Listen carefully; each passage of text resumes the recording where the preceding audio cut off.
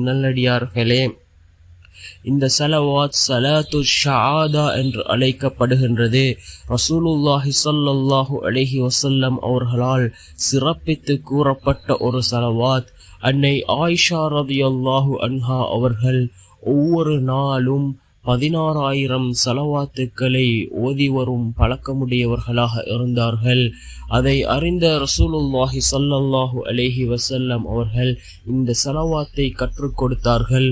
ஒரு தடவை ஓதினால் மற்ற ஸலவாத்துக்களை 1,00,000 தடவை ஓதுவதற்கு சமனாகும் என்று ரசூலுல்லாஹி ஸல்லல்லாஹு அலைஹி வஸல்லம் அவர்கள் அன்னை ஆயிஷா ரலியல்லாஹு அன்ஹா அவர்களுக்கு இந்த ஸலவாத்தை கற்றுக் கொடுத்தார்கள்.